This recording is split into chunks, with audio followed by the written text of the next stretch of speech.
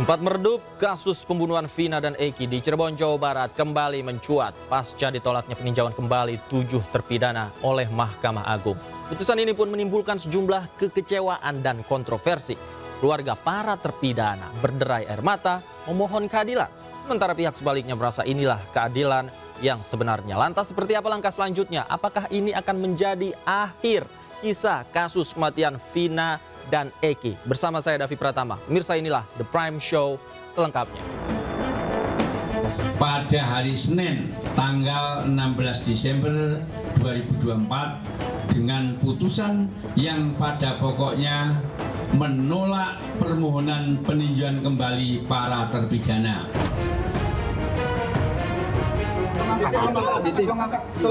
Keadilan rupanya belum berpihak, tetapi langkah hukum ini masih banyak terbuka. Salinan resmi dari putusan Mahkamah Agung, kita akan lihat pertimbangannya apa yang membuat PK kami itu ditolak. Bahwasanya permohonan PK yang mereka ajukan itu ditolak karena apa? Karena tidak adanya nopum. Nopumnya itu kan yang mereka ajukan itu seperti visum. Visum itu bukanlah nopum ataupun keadaan yang luar biasa. Itu adalah bukti yang sudah lama dulu. Karena anak-anak kami itu sebenarnya tidak bersalah, tidak pernah melakukan perbuatan yang sekeji itu.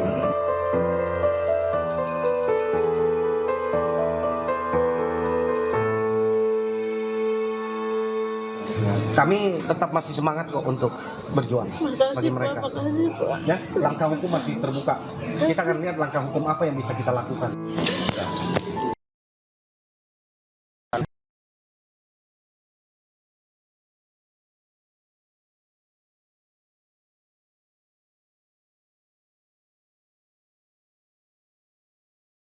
Nanti kami hari ini kami akan ke lapas. Ya, kami sudah maksimal berjuang.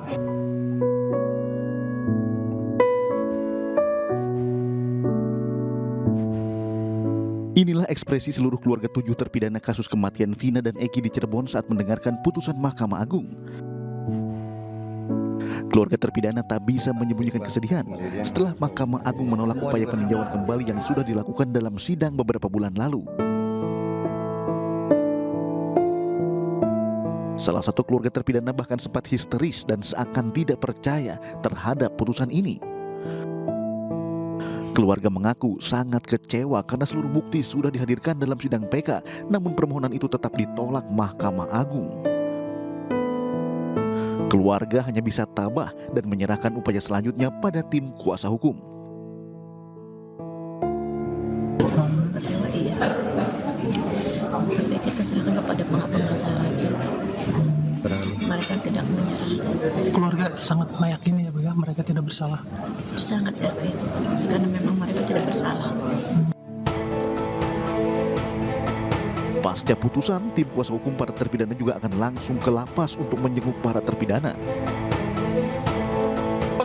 Sekarang kami mau ke lapas. Menguatkan mereka ya. Keluarga sudah, mereka kan kami perlu temuin mereka, kami perlu jelaskan supaya bahwa ini bukan sesuatu, bahwa ini bukan kiamat buat mereka. Ya, bagi masyarakat Indonesia ini menurut kami ini tragedi hukum ya, ini pembelajaran yang cukup mahal. Kami sudah berjuang, kami sudah menghadirkan fakta untuk kita pelajari bersama, tetapi majelis berpendapat lain. Kita hormati apa yang sudah menjadi keputusan majelis Hakim Agung. Pihak keluarga dan tim kuasa hukum berharap masih ada harapan untuk membebaskan para terpidana dari vonis penjara seumur hidup yang tengah dijalani. Dan pemirsa, untuk membahasnya sudah bergabung bersama kami di studio Ibu Aminah, keluarga terpidana Suprianto, dan Ibu Yunani, keluarga terpidana Eka Sandi. Selamat malam Ibu Aminah, Ibu Yunani, apa kabar? Selamat malam. Baik ya? Baik. Juga sudah bergabung bersama kami Ibu Titin Prialianti, pendamping keluarga terpidana kasus Vina Cirebon. Selamat malam juga Ibu Titin. Selamat malam. Apa kabar? Baik, alhamdulillah. Baik ya. Alhamdulillah, selama ini mendampingi keluarga dari para terpidana, luar biasa sekali perjalanannya. Pertama saya ingin ke Ibu Aminah. Ibu Aminah, tadi kita lihat dalam tayangan sebelumnya Ibu begitu histeris, begitu emosional ketika mendengarkan putusan dari Mahkamah Agung. Pada saat itu apa yang Ibu rasakan? Yang saya rasakan itu bukan kepada kita semua ya Pak, tapi anak-anak yang di dalam. Mereka udah berharap mau bebas, mau pulang, tapi kenyataannya tidak jadi. Bagaimana di dalam takut putus asa atau gimana? Itu yang ada pikiran saya, Pak.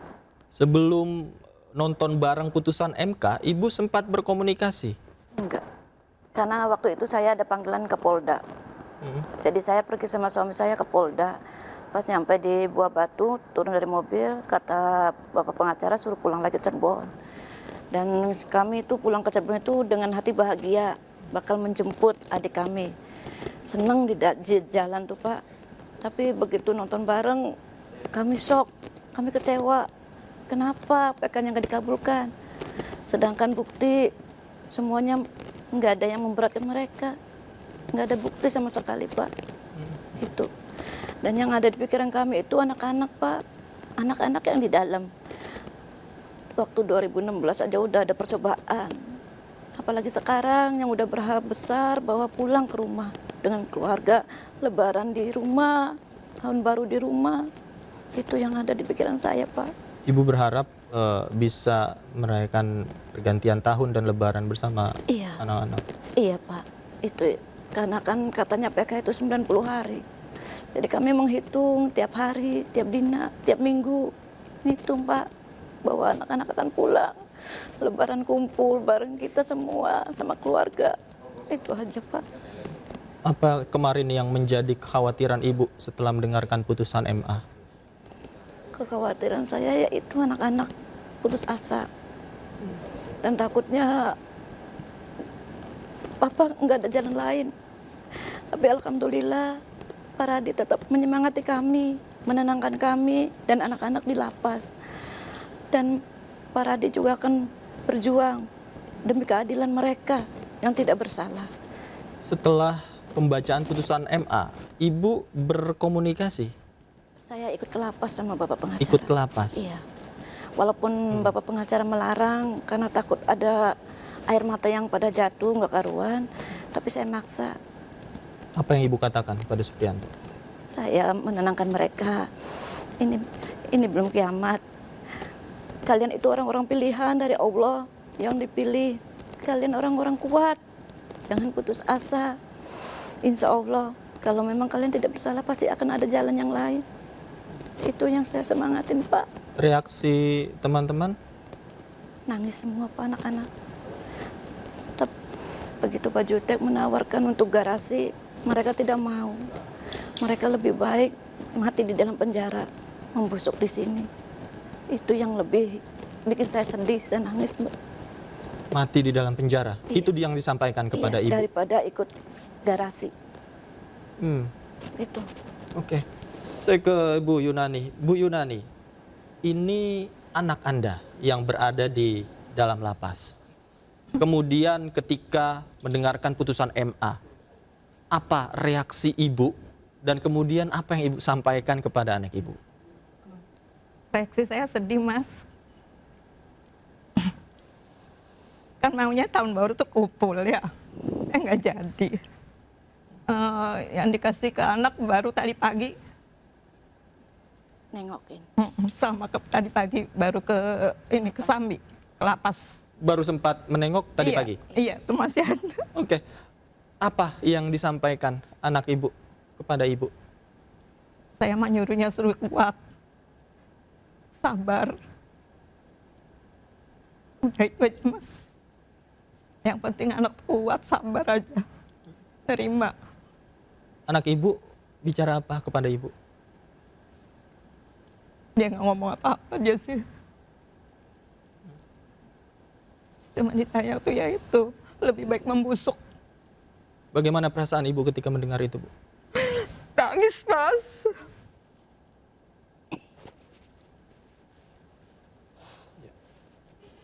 Kami paham, Bu Yunani, Bu Aminah, bahwa perasaan keluarga, apalagi ketika anggota keluarganya berada di dalam sel untuk jangka waktu yang lama, ini berat sekali.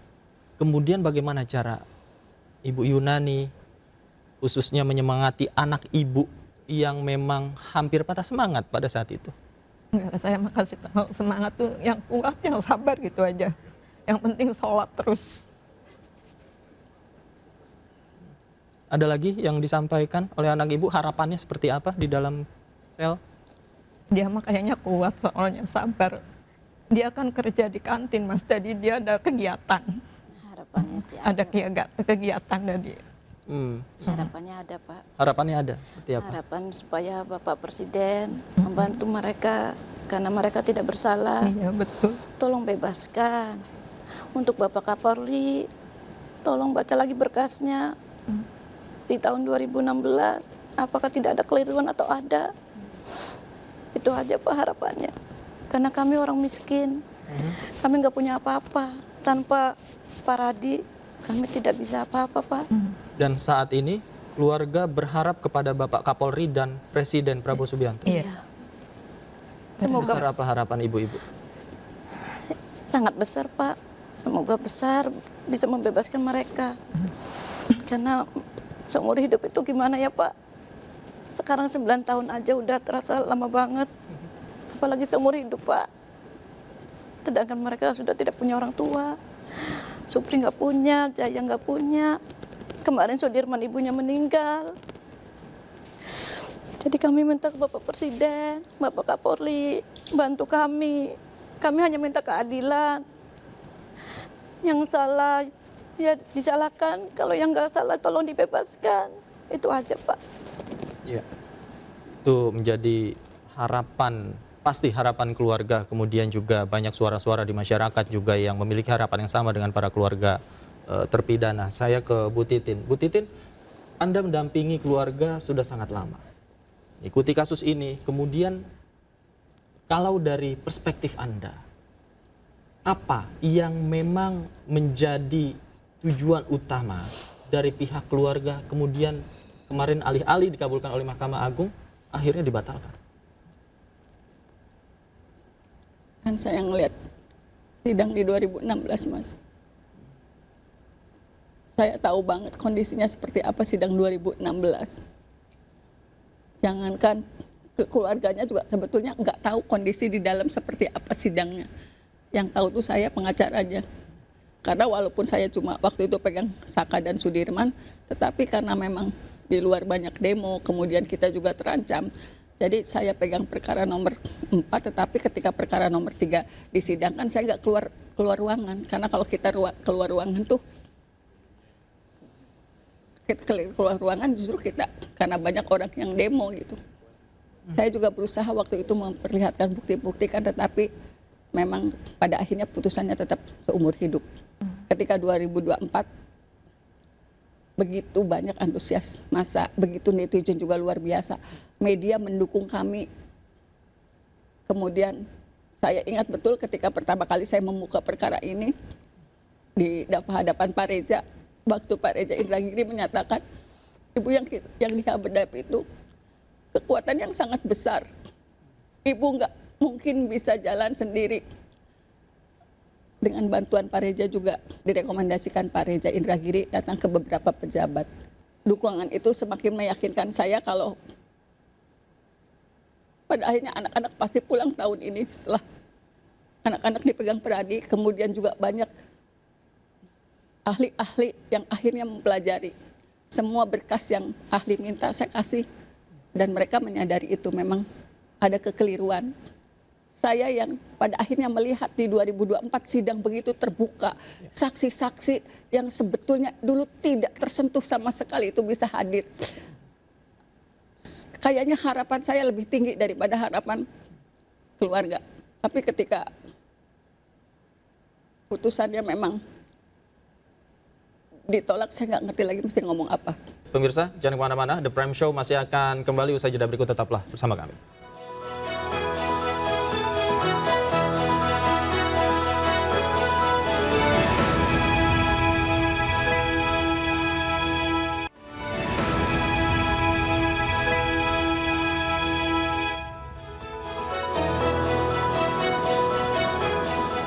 Kembali di The Prime Show, pemirsa, kita sudah dengarkan tadi kesaksian dari Ibu Titin, kemudian Ibu Aminah dan Bu Yunani. Yang menarik tadi meskipun agak emosional, kita sampaikan harapannya seperti apa dari keluarga. Yang menarik tadi Ibu Titin sampaikan, besar harapan bahwa para terpidana ini bebas di tahun 2024 dengan bukti-bukti yang disampaikan. Kemudian juga yang menarik tadi ada tim khusus yang dibentuk Mabes Polri. Harapannya seperti apa memang dengan tim khusus ini?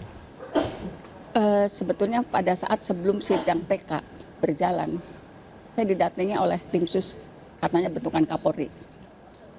Saya juga tidak bisa menyebutkan namanya, tapi orang-orang yang datang ke saya itu adalah orang-orang yang sangat santun.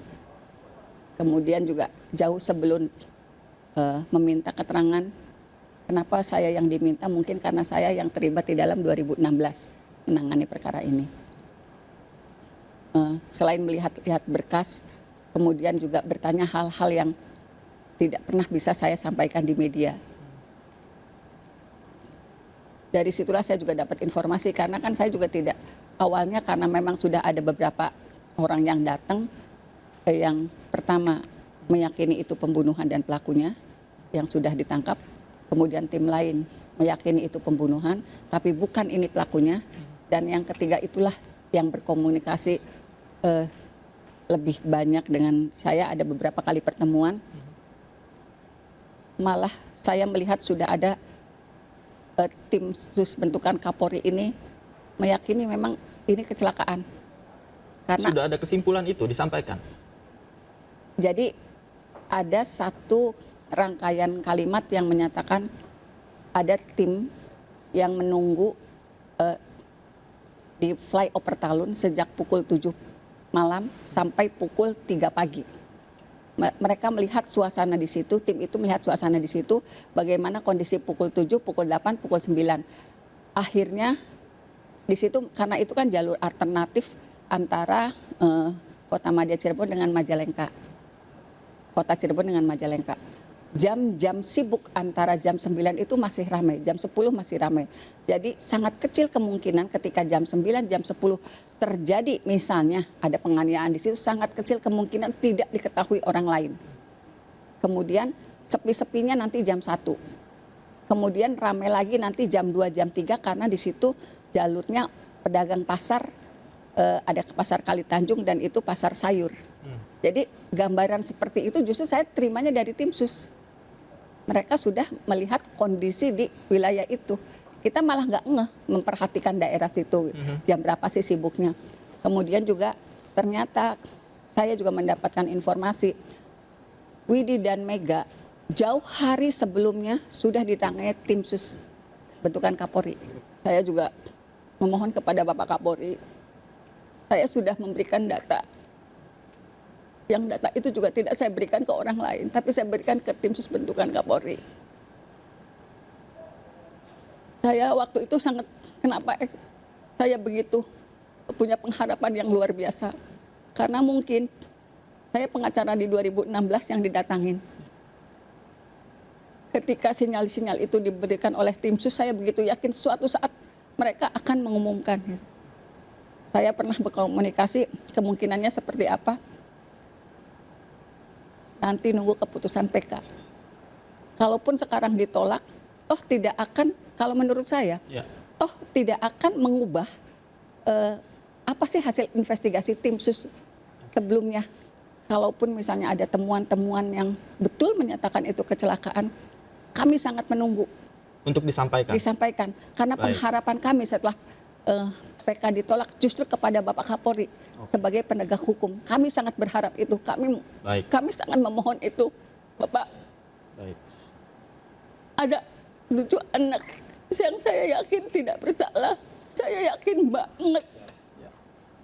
7 itu sekarang seumur hidup dihukum.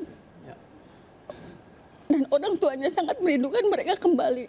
Mereka masih punya masa depan karena umurnya masih sangat muda. Kalau Bapak ngelihat bagaimana kondisi Sudirman, apa Bapak punya keyakinan Sudirman sebagai pelaku pembunuhan dan pemerkosaan? Ya. Baik, Bu Titin.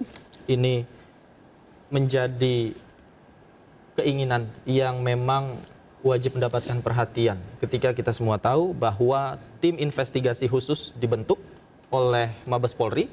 Kemudian fakta-fakta dari penyelidikan juga sampai saat ini belum diumumkan. Tadi Ibu sempat menyampaikan, Ibu Aminah dan Ibu Yunani, harapan ibu untuk berkumpul merayakan tahun baru bersama, kemudian Lebaran, Idul Fitri bersama dengan anak-anak. Melihat hasil pengumuman MA kemarin, saat ini juga sudah ada kalimat dari anak-anak ibu yang mengatakan bahwa ya sudah lebih baik kami membusuk di penjara. Apalagi yang Anda harapkan? Silakan, Ibu Aminah terlebih dahulu. Ya, harapannya ya semoga ada jalan lain. Ada jalan lain untuk mereka pulang ke rumah. Itu aja. Kami sebagai rakyat kecil mau minta tolong ke siapa? Hanya kepada Allah. Kalau memang mereka tidak bersalah, insya Allah akan ada jalan lain. Karena hanya Allah yang tahu mana yang salah dan mana yang benar. Itu aja, Pak. Oke. Ibu Yunani, seandainya tayangan ini ditonton oleh Bapak Kapolri, kemudian seperti harapan tadi juga oleh Presiden Prabowo Subianto, apa yang Anda ingin sampaikan? Pak Kapolri, semoga anak-anak dibebaskan. Apalagi yang ingin disampaikan? Semoga Pak Presiden mendengarkannya. Anda betul-betul ingin anak ibu dibebaskan? Iya, betul. Sebelumnya pernah ada komunikasi dengan tim khusus? Enggak. Tidak ada? Tidak ada. Kemudian akses ibu juga pada sidang tahun 2016 juga dibatasi? Ibu tidak bisa mengikuti persidangan? Iya. Tadi pagi ibu juga bertemu dengan anak-anak di lapas? Iya. Iya tuh, Mbak. Bagaimana perasaannya, bahkan stempel capnya masih ada ya? Ya perasaannya sih kami pura-pura bahagia, Pak, menghibur mereka. Kami pura-pura tersenyum, bercanda di situ. Berpura-pura? Iya. Kenapa berpura-pura? Kalau kaminya lemah, anak-anak kan gimana, Pak? Takutnya nggak semangat lagi. Jadi kami pura-pura bercanda di dalam. Itu aja. Apa yang disampaikan anak-anak? Anak-anak, dia akan berharap semoga Presiden bisa membebaskan mereka. Karena sekarang ada jalur Presiden katanya pembebasan napi binaan. Mereka berharap semoga mereka terpilih walaupun tidak lewat jalur hukum atau apapun. Itu aja harapan mereka. Itu. Dibandingkan, ya memang itu pilihan yang realistis dibandingkan dengan tadi yang dikatakan anak-anak membusuk di penjara. Ada lagi yang ingin disampaikan, Ibu? Udah, Pak. Itu aja.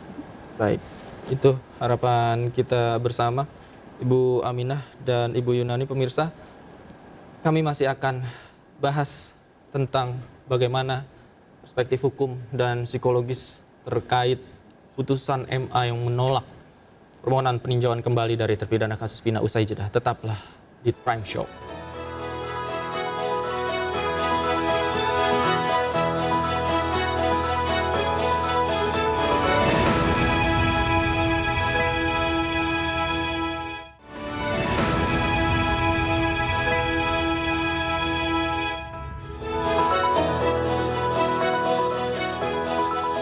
Kembali di The Prime Show, pemirsa, tadi sudah kita dengarkan suara hati dari keluarga para terpidana dan saat ini saya masih bersama dengan Ibu Titin Prialianti dan juga Pak Reza Indragiri, psikolog forensik. Selamat malam, Pak Reza, apa kabar?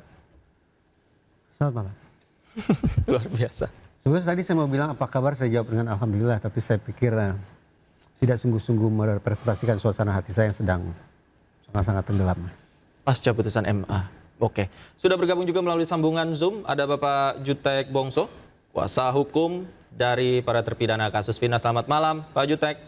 Selamat sore, Mas. Oke, saya pertama ingin ke Pak Reza. Tadi Bu Titin sudah mengatakan, besar harapannya terhadap putusan MA. Namun lagi-lagi di luar dugaan, putusan MA berbeda dengan harapan kebanyakan masyarakat. Dari analisis Anda seperti apa? Jam 8 pagi, pada hari pengumuman tentang putusan PK itu, saya masih membangun harapan dan ramalan yang positif dengan mengacu pada model strategis. Jadi ini harapan yang ilmiah.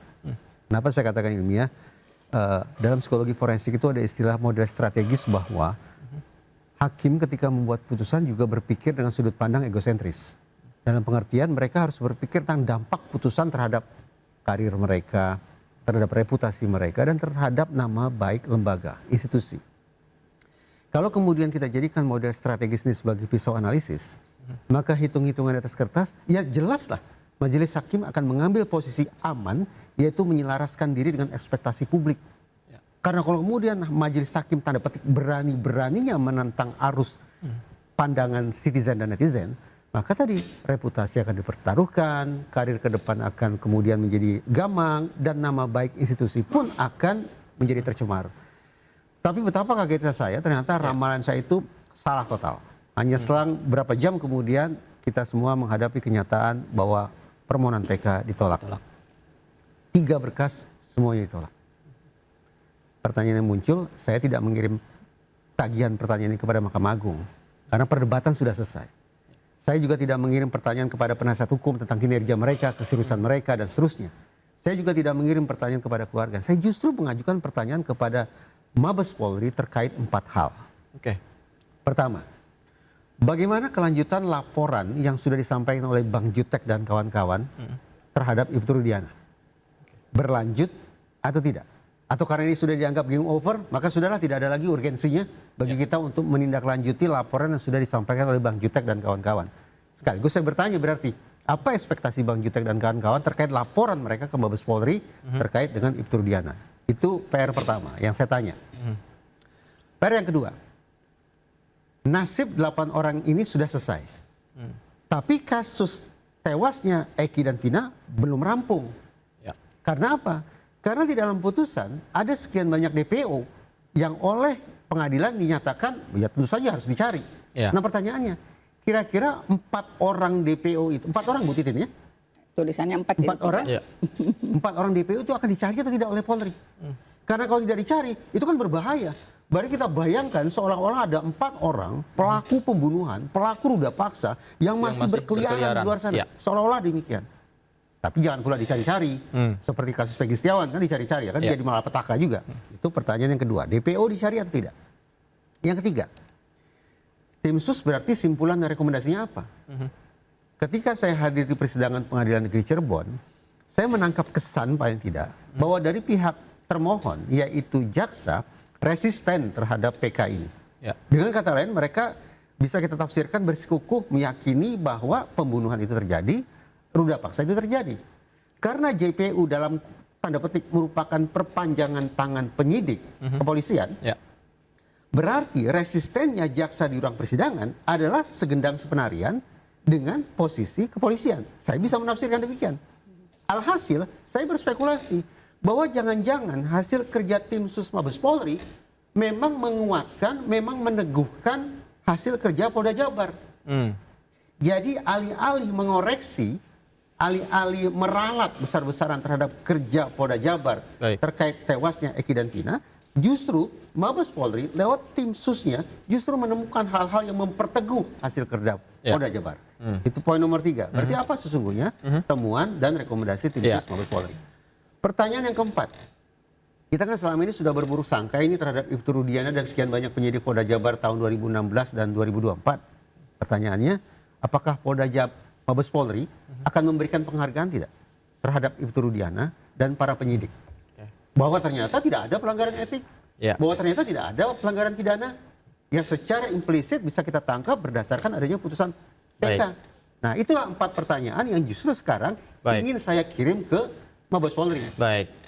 Sebelum kita kirim ke Mabes Polri pertanyaan tersebut, saya juga ingin minta pendapat Bang Jutek nih. Namun sebelum itu pemirsa kami informasikan tadi kami juga sudah mengundang dari kuasa hukum Ibtu Rudiana, Fitra Romadhoni yang sebenarnya tadi sudah sampai namun saat ini masih belum bisa kami hubungi untuk bergabung dalam diskusi kita pada malam hari ini. Saya ke Pak Jutek. Pak Jutek, menjawab pertanyaan tadi dari Bang Reza Indragiri, bagaimana harapan Pak Jutek terhadap laporan terhadap Ibtu Rudiana, begitu. Kemudian ekspektasi Pak Jutek terkait dengan tindak lanjut yang dilakukan oleh polisi seperti apa, Pak Jutek? Baik, selamat sore semua. Ya, Mas Reza, Bu Titin, dan juga kawan-kawan yang memperhatikan kasus Vina dan Eki di Cirebon. Pasca putusan Mahkamah Agung yang kita sebut hari yang kelam bagi penegakan hukum di Indonesia, bukan hanya kelam, tapi membuat kasus ini bertambah ruwet dan bertambah rumit, ya kalau menurut saya. Oleh karena kenapa? Apa yang dipertanyakan oleh Bang Reza tadi, itu juga yang sedang saya pikirkan, Bang Reza. Ya, kenapa? Ada 3 LP kami di Mabes Polri, di Barreskrim, ya. Yang pertama terhadap Pasren dan Kavi, yang kedua terhadap Aibtu Rudiana saat itu tentang penganiayaan, dan yang ketiga terhadap Aib tentang kesaksian palsu. Ini sama sekali tidak ada sangkut pautnya dengan putusan PK diterima atau ditolak. Kenapa? Yang kami laporkan ini adalah pidana murni. Contoh, untuk kasus Aib dan Dede, ya, mereka kita laporkan memberikan keterangan palsu, ya, memberikan keterangan tidak benar. Sebagaimana kita tahu di dalam dakwaan, Aib dan Dede inilah yang melihat katanya, ya kan, bahwa para terpidana ini mengejar, melakukan pengeroyokan, ya, seperti kejar-kejaran, timpuk-timpukan dan pukul-pukulan.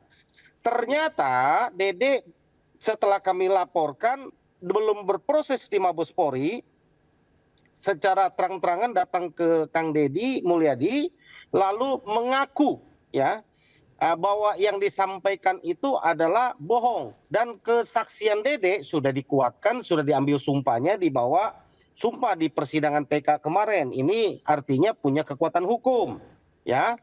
Dede kalau berbohong maka dia siap untuk menerima hukuman. Artinya pidana ini mau tidak mau ini harus diproses, karena berarti salah satu dari antara mereka berbohong. Kalau nggak Aib atau Dede, ya, itu pasti salah satu berbohong, gitu, dan memberikan keterangan palsu. Tinggal diuji oleh Mabes Polri. Itu sebabnya kami selaku kuasa hukum, penasihat hukum daripada terpidana, sangat yakin, ya, laporan polisi kami terhadap Aib ini pasti akan naik, ya. Itu yang kami harap Pak Kapolri, ya, untuk segera memproses, ya, mempercepat proses ini. Orang dilaporkan 2 orang mencuri, ya, atau 2 orang berbohong, salah satunya mengatakan sudah betul saya berbohong, ya, nggak usah disusah-susah dipaksa. Orang yang dilaporkan itu salah satunya sudah mengaku, berarti kan tinggal dilihat siapa yang berbohong, ya kan, Aib atau Dede, gitu loh. Itu yang pertama. Yang kedua terhadap laporan kami kepada Aibtu Rudiana, ini juga nggak perlu rumit, nggak perlu susah, gitu kan, dugaan penganiayaan itu. Kenapa? Karena sudah diperiksa etik. Masalahnya diperiksa etik saat itu adalah anggota-anggota yang apakah dirasakan oleh para terpidana.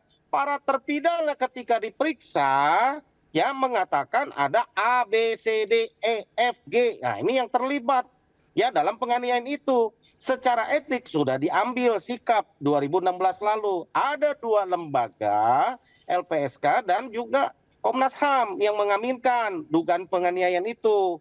Ya, apakah dengan adanya kode etik pidananya jadi hapus? Itu kan pertanyaan. Ini pidana murni, ya kan? Jadi kalau 2 ini diproses, menurut saya akan membuktikan siapa yang berbohong. Pertanyaannya nanti nih, kalau ternyata Dede yang betul bahwa Aib yang berbohong, berarti peristiwa itu kan harus diselidik ulang. Apalagi sekarang ada saksi mengatakan itu kecelakaan.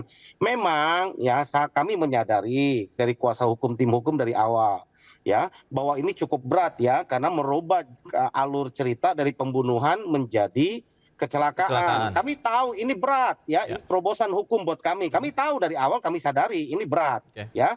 Tetapi masalahnya adalah kenapa kami hadirkan itu ada fakta kecelakaan, tidak fokus kepada bahwa mereka bukan pelaku pembunuhan, karena memang nggak ada pembunuhan itu, masalahnya, gitu loh, ya kan?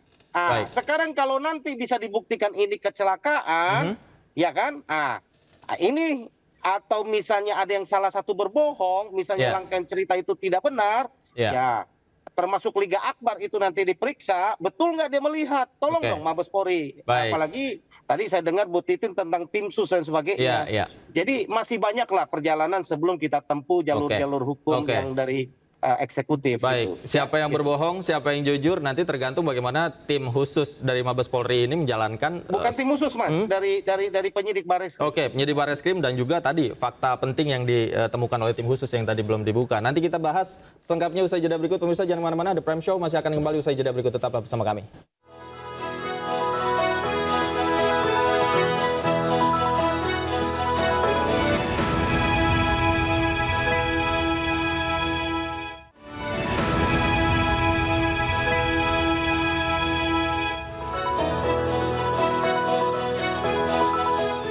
Kembali di The Prime Show. Pemirsa, tadi kita sudah dengarkan apa yang menjadi harapan Bang Jutek, khususnya terkait 3LP ya, yang memang saat ini belum diketahui informasi terakhirnya, tindak lanjutnya seperti apa. Nah, tapi saya ke Pak Reza tadi. Pak Reza, tadi Bu Titin sempat mengatakan menarik, ada tim investigasi khusus yang dibentuk. Kemudian hasil temuannya ternyata belum diungkap, begitu. Inilah momen indah bagi Polri untuk sungguh-sungguh menegakkan hukum dengan mengajukan permohonan PK kedua. PK kedua, oke. Di iNews sudah berulang kali saya katakan di berbagai macam forum diskusi di sini bahwa betapa luhurnya seandainya permohonan PK itu justru diajukan bukan oleh terpidana, tapi justru diajukan oleh institusi Polri. Kenapa? Karena mereka lah yang punya instrumen, mereka lah yang punya sumber daya, mereka lah yang punya penyidik-penyidik yang jago itu untuk menemukan novum itu. Yes. Tim sus, firasat saya mengatakan sudah menemukan sekian banyak bukti-bukti baru yang akan bisa mengubah simpulan kita tentang kasus Cirebon, yang bisa membuat berbalik arah nasib para terpidana. Tapi sayang beribu sayang, sekian kali saya menghimbau Mabes Polri untuk mengajukan permohonan PK, untuk mengumumkan hasil kerja tim sus, tapi tidak digubris sama sekali. Alhasil benar kata Bang Jutek, sengkarut kasus hukum ini makin menjadi-jadi. Bahkan dugaan saya ini, di dalam Mabes Polri pun akhirnya kebingungan. Bagaimana sesungguhnya kita akhirnya bisa menggunakan hasil kerja tim sus ini untuk mengungkap kebenaran senyata-nyatanya. Dan bagaimana pula sesungguhnya kita harus menyikapi personil kita yaitu Aibtu Rudiana dan para penyidik yang konon sudah melakukan sekian banyak tanda-tanda paling tidak pelanggaran etik itu.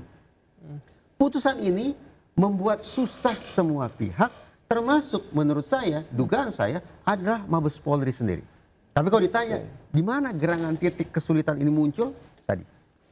Karena Mabes Polri mengabaikan unsur keempat dalam proses penegakan hukum, terjadi situasi yang semacam ini. Saya selalu mengatakan, kualitas proses pengungkapan kasus ditentukan oleh 4 hal. Pertama, tuntas. 2, menyeluruh. 3, objektif. Objektif dalam pengertian dilakukan sesuai dengan koridor hukum dan dilakukan sesuai dengan kaidah keilmuan. Yang keempat adalah transparansi. Oke. Nah, praktis menurut saya kita punya alasan untuk mempertanyakan transparansi ini. Ya. Karena sekali lagi, hasil kerja tim sus sudah diumumkan. Dan ternyata putusan MK memunculkan dampak yang luar biasa terhadap, menurut saya, kredibilitas tim sus itu sendiri. Nah, itu dia yang menjadi ekspektasi kita semua, termasuk masyarakat yang mengikuti kasus ini, bahwa temuan tim sus disampaikan terlebih dahulu menjadi rekomendasi ke Mahkamah Agung sebelum membuat putusannya, begitu, Pak Reza? Ada riset begini, apa sih yang membuat proses pengungkapan kasus, pengungkapan fakta itu menjadi centang perenang? Ada 2 hal. Pertama, ketika proses penegakan hukum terlalu mengandalkan pada keterangan saksi. Ini kita kesampingkan. Yang kedua adalah ternyata justru otoritas penegakan hukum sendiri yang menyimpan atau yang menyembunyikan fakta-fakta, bukti-bukti yang seandainya diungkap akan bisa menguntungkan nasib terdakwa. Tadinya saya beranggapan sudah terjadi ini. Dari pihak Polda Jabar barangkali menutup-nutupi sesuatu.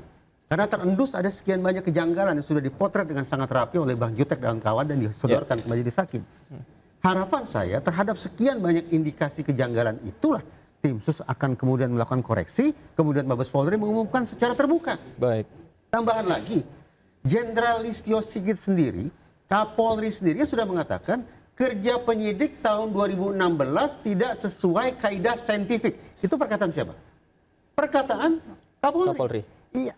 Maka kita bisa maknai ada temuan-temuan saintifik yang sudah diperoleh oleh tim sus Mabes Polri yang punya nilai sebagai novum untuk diajukan dalam proses PK berikutnya. Oke, namun itu tidak diungkapkan. Nah, saya ke Bang Jutek. Bang Jutek, komunikasi terakhir Anda dengan tim sus kemudian terkait barangkali ada bukti-bukti baru yang disampaikan kepada Anda dari temuan tim sus. Bu Titin yang punya pengakuannya kan yang punya hubungan dengan tim sus.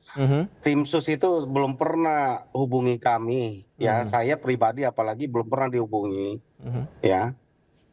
Ya, jadi saya belum pernah berkomunikasi dengan tim sus. Kalau dengan tim penyidik di Barreskrim, setiap pemeriksaan kami berkomunikasi, ya, untuk terkait dengan laporan kami. Karena para penyidik itu mempunyai kewajiban untuk SP2HP. Memberikan perkembangan tentang penyelidikan yang sedang terjadi. Selama ini perlakuan teman-teman dari Barreskrim Mabes Polri secara lembaga Barreskrim dan Mabes Polri saya acungin kalau ada 6 jempol lah, ya. Sangat mereka akomodir, diterima baik, sampai hari ini pun masih diproses. Hanya menurut kami kurang cepat, gitu kan. Itu sebabnya karena ini menyangkut narapidana yang kemarin PK-nya diputus itu ditolak, ya, dan mereka ada di dalam tanpa hitungan hari kapan harus keluar, dan kesian mereka 1 hari pun ada di dalam kalau betul atas apa yang tidak mereka lakukan. Makanya kami minta tolong dipercepat lah, itu aja. Apa yang Pak Reza katakan kami juga lagi tunggu. Kalau kemarin kami paham mungkin kalau misalnya hasil kerja tim sus diungkapkan akan bisa mempengaruhi, walaupun itu harapan kami ya sebelum PK. Tapi karena sekarang PK sudah diputus, ya diumumkanlah oleh Kapolri supaya kami bisa paham. Masyarakat bisa tahu apa sih kerjanya tim sus, versi polisi itu apa sih, gitu kan? Gitu, Mas. Saya ke Bu Titin. Bu Titin, tadi Anda sempat sampaikan sebenarnya bahwa tim sus sudah menghubungi Anda, kemudian sudah menyampaikan temuan-temuannya yang mengarah kepada sesuatu. Bisa diungkapkan? Yang saya dapat informasi, justru Widi dan Mega itu ditemukan oleh tim sus. Karena di 2016 nama Widi dan Mega itu nggak pernah ada. Ekstraksi handphone Vina itu dibukanya oleh tim sus. Kenapa Widi dan Mega yang orang kampung, mohon maaf, sama dengan saya dari Cirebon, berani kuat untuk bersaksi? Karena dibuka, diingatkan oleh tim sus tanggal sekian, itu mereka udah lupa sebetulnya. Tetapi ekstraksinya karena dihadirkan oleh tim sus dari handphonenya Vina, mereka mengingat lagi, dan kemudian dari Pradi justru membuka ekstraksi dari handphonenya Widi. Akhirnya kan sama, memang itu sebetulnya duluan dibukanya ekstraksinya handphonenya Vina oleh tim sus. Itu yang saya dapat informasinya. Makanya saya sih yakin sebetulnya tim sus sudah bergerak itu. Tim sus sudah mengetahui pukul 22.14 masih ada percakapan antara Vina dan Widi, dan itu juga diingatkan. Coba kamu ingat lagi jam saya ada apa omongannya. Saya kan dapat informasi itu dari Widi dan Mega, saya yakinlah nggak bohong, mereka anak-anak lugu, nggak mungkin gitu misalnya seberani itu mengungkapkan kalau tidak dikuatkan oleh tim sus. Meskipun temuan itu belum diungkapkan ya, dan itu menjadi harapan kita bersama bahwa tim dari Mabes Polri, terutamanya kepolisian ini bisa membuka temuan-temuan, barangkali ada novum, kemudian hasil investigasinya seperti apa diungkapkan ke publik. Baik, terima kasih Ibu Titin sudah bergabung bersama kami malam hari ini. Pak Reza juga terima kasih banyak. Pak Jutek terima kasih banyak sudah bergabung bersama kami. Terima kasih. Selamat malam, sehat selalu. Mas Reza, Pemirsa, berakhir sudah jumpa kita di The Prime Show. Saya Davi Pratama pamit undur diri. Terima kasih, selamat malam dan sampai jumpa.